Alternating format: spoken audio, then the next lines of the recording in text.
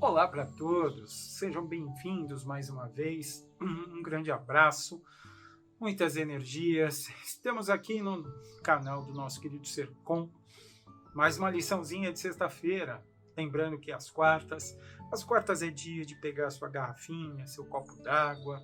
As quartas é dia de reativar, movimentar os seus centros de força, os chakras, como muitos chamam, elevar o nosso pensamento para fazer grandes vibrações de amor, seguindo o livro Palavras de Vida Eterna. Às sextas, nós gravamos aqui de casa, tentamos cenários ótimos, vide a palestra da semana passada que o Fernando faz no ateliê de ferramentas, aquele cenário legal, enfim. Um abração para o Vini, que transforma o que a gente faz com som, gráfico, dá aquela caprichada e tudo fica muito bonito. Às sextas, nós seguimos um outro livro. O livro que a gente segue, que também da dupla dinâmica Chico e Emmanuel, é O Caminho, Verdade e Vida. Nessa semana, nessa sexta, eu trago para vocês a lição número 114, que tem como título As Cartas de Cristo. Já pedindo muita iluminação, aquela palavrinha aqui na orelha da turminha do bem. E eu já vou trazendo para vocês uma frase que me acompanha sempre, que é o legado de Paulo de Tarso. Essa frase está em Coríntios, na segunda carta aos Coríntios.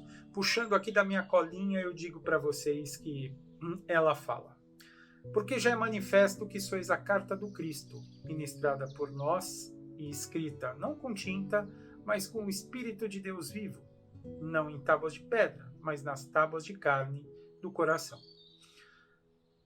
Vamos lá. Para a gente trabalhar um pouquinho tudo isso que foi dito por Paulo e pelo Mestre, se a gente for buscar o homem primitivo, ali atrás, começo, primórdios, primeiras inserções que aqui vieram, tudo que ele fazia dentro do seu processo, dentro do seu comecinho, era grunhir, e a partir daí ele começava a tentar se comunicar. Ele não possuía nenhuma linguagem escrita, até de repente os sumérios, do nada, começarem a ter uma escrita que a gente chama de cuneiforme, lá atrás, de repente. É claro que a gente teve a obra dos nossos irmãos de outros orbes, isso a gente aprofunda numa outra lição, mas voltando para os nossos amigos das cavernas, de repente fomos nós, trazidos de um outro planeta, tudo que a gente via, tudo que o homem das cavernas registrava com os olhos, ele começou a pintar na parede das cavernas. Então, se ele via mamutes, se ele via grandes animais, pequenos animais, ele gravava nas cavernas. Da mesma forma, quando ele via seres que vinham de discos, que vinham com roupas, que tinham aspectos X, existem registros gigantescos ali que se colocam nessas paredes. Se a gente fizer esse recorte, passa-se um tempo e nós tivemos contribuições de seres de outros planetas também. Diria Nibiru, Capela, onde aí, por várias coisas que foram feitas, diversos legados foram deixados, diversas coisas foram documentadas e deixadas para a posteridade. É claro que elas se concentravam muito na Biblioteca de Alexandria. E a primeira coisa que fizeram quando tentaram mascarar e tirar tudo que a humanidade precisava saber de grandes detalhes da nossa evolução, o que aconteceu? Foi tudo queimado. Por quê? É bom nunca a gente saber sobre cultura. Os povos da antiguidade, o que faziam? Uma das primeiras coisas que era ordem era queimar as bibliotecas. Por quê? Porque todo o legado escrito e documentado para um povo que perde isso, ele fica sem chão também. Ele fica sem a capacidade de disseminar conhecimento. Que história legal, né? Mas em um certo momento depois, chega Moisés. Aquele cenário de bagunça generalizada. Eu falei isso na quarta-feira passada, na palestra que está em live no Espaço Sercom. Aquela bagunça toda generalizada. Eis que Moisés chega com tábuas, com mandamentos da lei, que deveriam ser obedecidos, claro, por conta de uma sociedade extremamente selvagem, extremamente ali muito pesada. E aquelas tábuas, aquelas escritas eram como se fossem um sacramento de tudo o que era mais sagrado.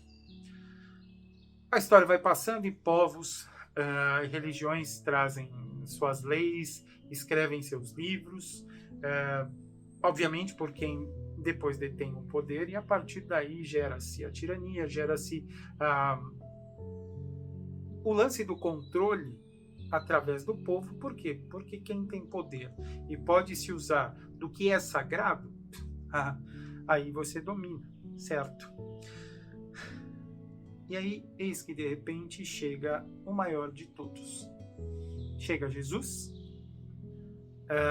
e mesmo muitos deles, muitos dos seus atos, inclusive na adolescência, que foram deixadas escritas da sua passagem pela parte do Oriente, Índia, Nepal e coisas assim,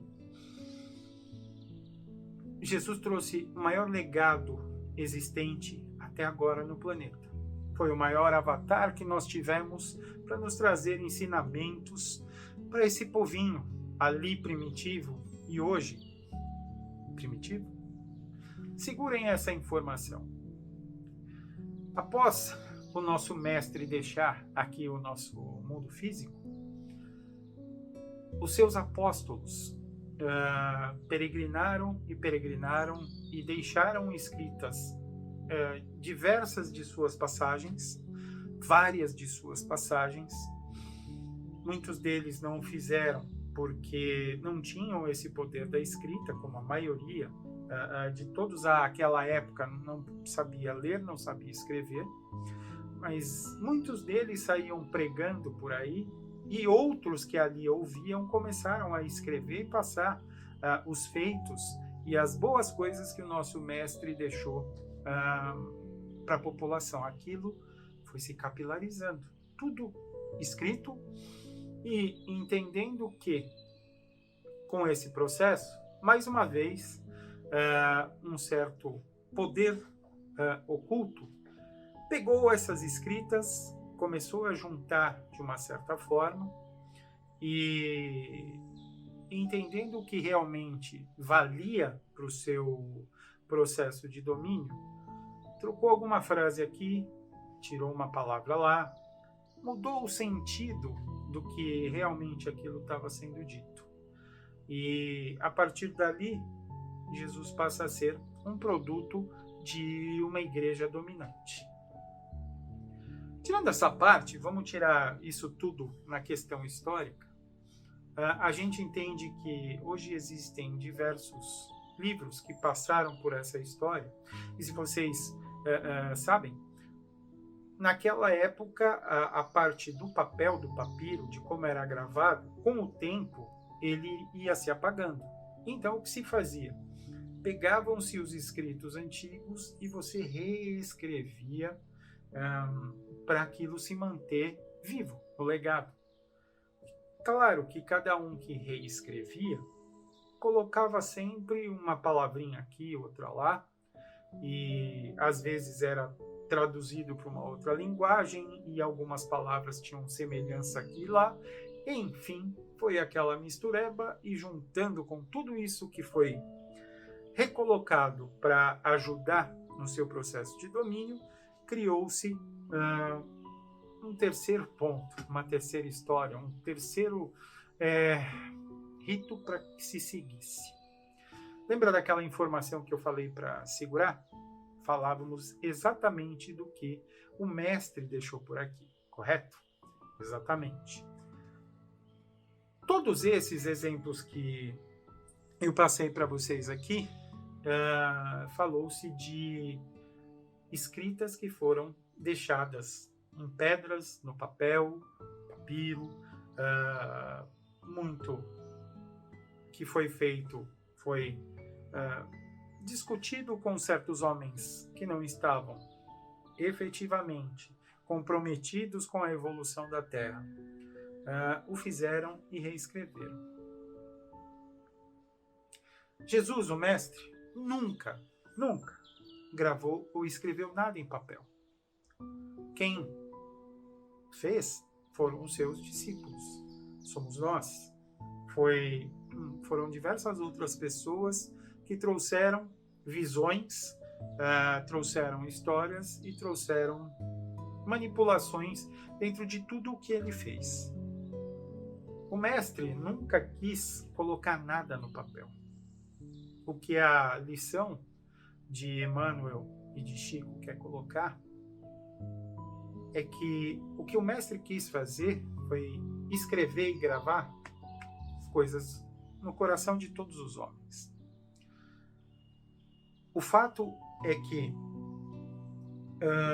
hoje briga-se tanto por palavras, por frases, por conceitos entre religiões, através das palavras, das escritas, que segundo consta, foram do Mestre, e realmente foram feitos. Já é fato e já foi dito que o que está lá é apenas uma fração, porque precisariam de vários legados de escritores e homens àquela época para escrever o que realmente foi a passagem de Jesus, o Cristo, naquele momento. O que nós temos acesso são pequenos fragmentos que foram escritos àquela época e algumas canalizações e captações que nós temos do que eu chamo do alô-além nos dias de hoje ou algumas décadas atrás. Então, sempre nós vamos ter aquela palavrinha aqui, aquela palavrinha ali, aquela discussão sobre conceitos, sobre o que é verdade e o que é mentira, entendendo que o sentido em várias linhas tem que ser discutido. Mas a gente precisa lembrar que Jesus nunca fundou uma religião. Jesus nunca quis uma religião. A mensagem de Jesus era amor. Ama-te o próximo como a ti mesmo. Isso ninguém precisa discutir. Isso não tem discussão ou isso não tem dúvida. O que Jesus queria fazer com todos nós era gravar que a gente precisa amar. Se a gente só pegasse isso, se nós entendermos que nós precisamos amar a fonte criadora a Deus, entendendo Ele como formador, como presente e como parte em cada célula do nosso corpo, em tudo que nós vemos, em tudo que vibra, em tudo que está aqui. E que nós amemos ao próximo como a nós mesmos. Que é coisa mais bem escrita, nunca escrita, mas que tem que ficar gravado por aqui? Pois é. Esse é o tema da noite de hoje, ou da tarde de hoje, ou do dia de hoje, dependendo a que momento você esteja assistindo. Entenda que, por mais que existam livros, coleções e discussões a respeito do que foi escrito sobre ele, o que ele queria mesmo é escrever no nosso coração. Eu fico por aqui, até uma próxima. Sempre fique ligado nas palestras que aqui aparecem e, como sempre, um grande beijo para todos.